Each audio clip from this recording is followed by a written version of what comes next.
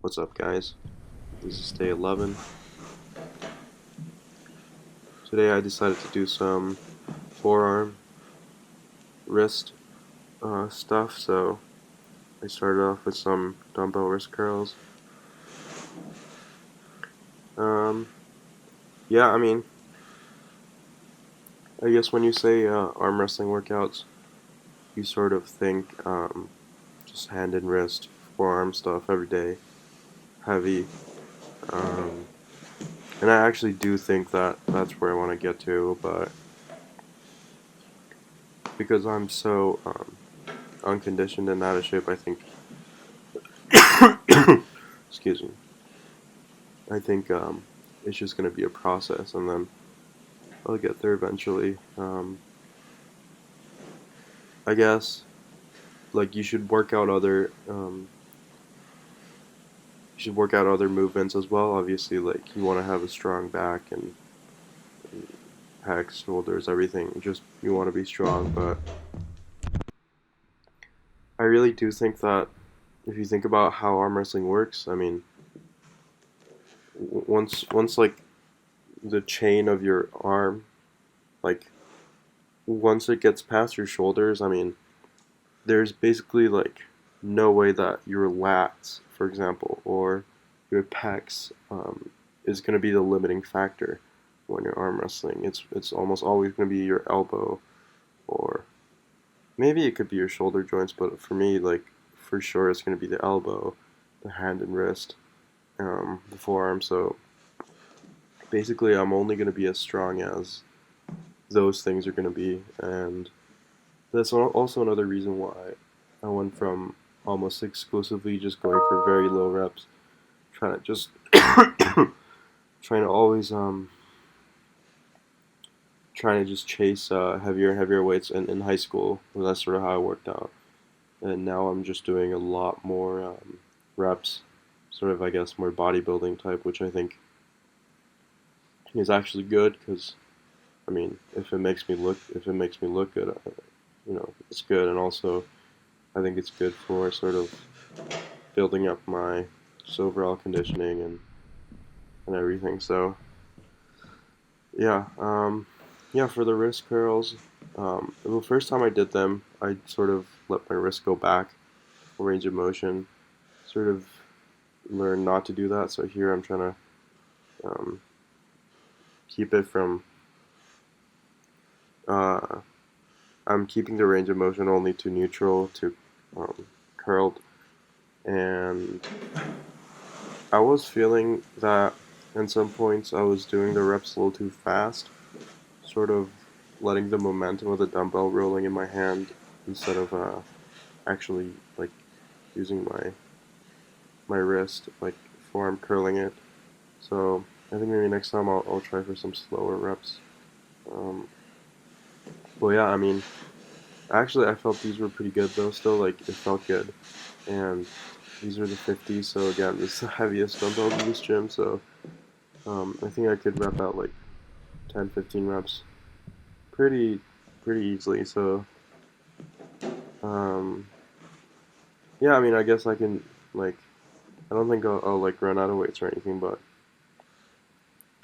um, yeah, I'm not sure what the sort of range of weights is that people do, but this felt pretty solid, and I think I can make it harder for myself, just like doing it slow or something like that, or do it at the end of the workouts.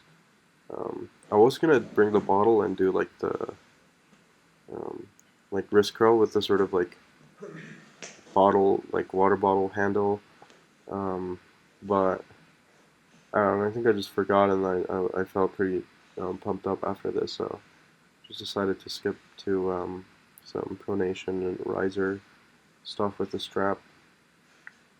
Um, yeah, so also about like the weakest link when it comes to arm wrestling, I feel that, for example, your pronation in the sense of like actually going from a supinated to pronated position, like twisting your hand, I feel maybe when you're in a hook, but just generally, I feel that when you talk about top rolling and taking someone's wrist, um, what I've learned is it's not that you twist your hand like this. You start with your pronator engaged, and then you drag back with your whole elbow and lat, and then that sort of comes with the pronator stays, and then that's what takes the guy's hand. Or you can go sideways, and basically, excuse me, basically, um, you're keeping your arm a certain shape, or at least your forearm a certain shape, and then you're just like applying the other movements. Um, and I guess in that sense, like you only really need to be really, really strong in holding statically a certain pressure, and I think that's the same for your. Uh, is it? Yeah, I guess it's the same for your wrist flexion and biceps connection as well.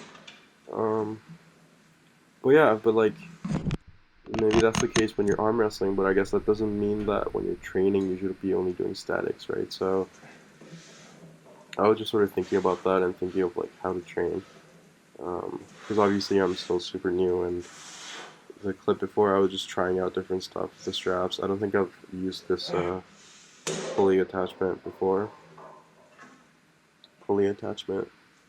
I mean like the way it's set up. Like I normally use it in the other cable machine, so this angle I normally don't do it like this, but I guess I have, but just standing up. But I mean, yeah. Anyways, here I'm doing pronation with a little like strap, like black. I don't even know what it's for, but I just found it. I thought I could use it for this, so I put it in the back of my hand to sort of increase the range of motion when I'm doing these. Um, and so basically, like I went through a lot of like adjusting the weight and the way I do things while I was doing these. So I think at first it was too heavy. Well, okay, first I was trying to do the riser curls, and I wasn't really feeling anything in my riser, and I thought maybe, okay, this isn't the right angle to target my riser, so I thought I would just do it with a low attachment. And so I went to the pronation, and I could pull it back, like, with my whole arm, but I couldn't really, like, pronate with it too heavy, so I went from, like, a 4 to a 2, and I managed to do some, like, pronation, but it still didn't feel like I was actually hitting that pronator. Um, I guess is there a muscle that, like, yeah, I mean, I'll just call it a pronator muscle, but I wasn't feeling it, so I just kept adjusting it in here. I think I lowered the weight or something. Oh, so I'm trying like with the thing on the back of my hand and without. I would say both have their both have their merits. Um, it's definitely like a hassle to set up the other thing, and also, well, I guess like that's sort of the only downside of having the extra thickness at the back of your hand. Um, sorry about that. But yeah, so just kept doing reps of these until I felt like I was getting a pump. Still like pretty confused about how to train this. Um, so I think at one point I go to the lowest weight and just try to only do the twisting to sort of isolate my pronator. I think that's what I'm doing right now. Um, I mean, it felt good, but I was also kind of like more feeling it in my biceps and my thumb. My thumb was getting super blown up, so I guess it's not a bad thing, but it is sort of a mystery for me how to really train your pronator. So I did these, and then I did on my left. Um, yeah, I don't know if I mentioned it, but I've been sick for a few days now, and but I'm feeling okay. So, oh yeah, and also this is technically the second time I've trained today because I went to the gym at like 5 a.m., but I stayed up all night. So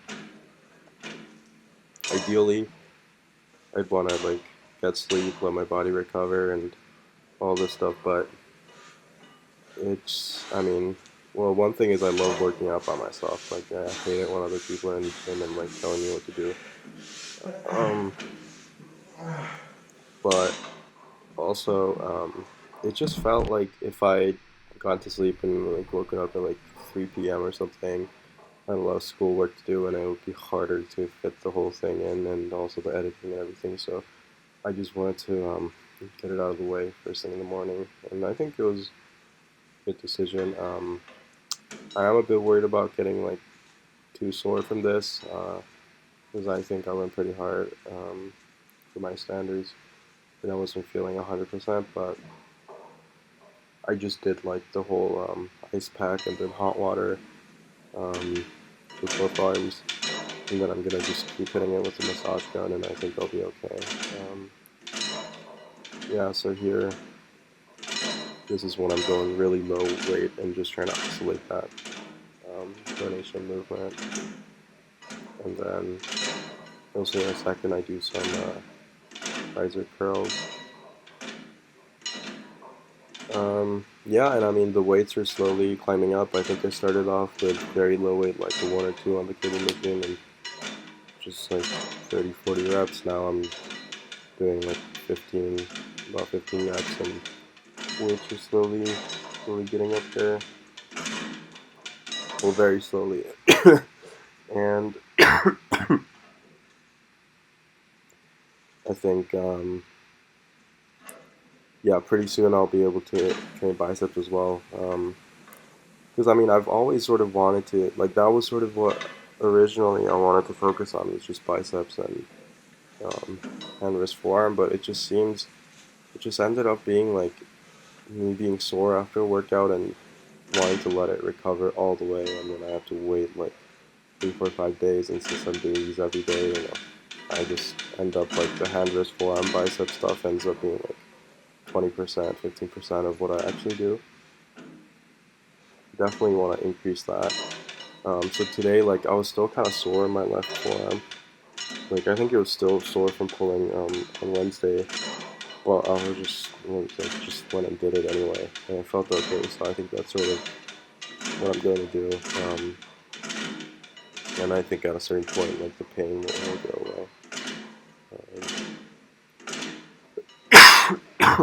So yeah, I'll switch back and forth. I think once. So after I do the riser curls, I do the exercise of how I was explaining like how I understand the pronation, like holding it statically and then dragging back. So I decided to sort of like simulate that. So I put the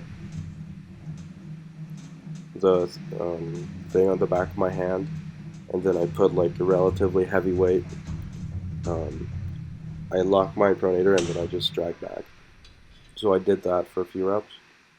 And one thing I'm noticing is like when you're holding these static positions, like it's not just your muscles that are under tension. It's like actually your connective tissue and like your joints and stuff. Like um, I was just doing these by myself. Like if you engage your riser and you sort of put your other hand against it and you do a curl, like I feel that in my elbow. Like it's not that like the my wrist is hurting or anything like that. It's sort of the weight transfers into your elbow.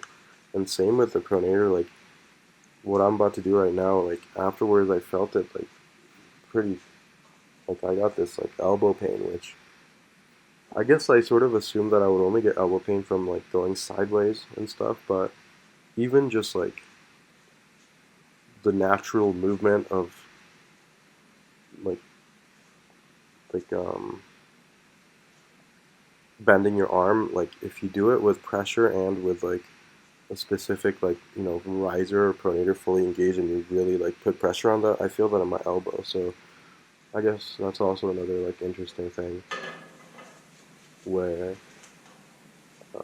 because I mean I've done bicep curls and stuff, but I've never felt that before until I started doing these like weird hand positions. But anyways, like it didn't really affect me or anything. Yeah, so I mean it's just an observation, I guess, and yeah, so there's one more clip left in this video. This one was a bit long.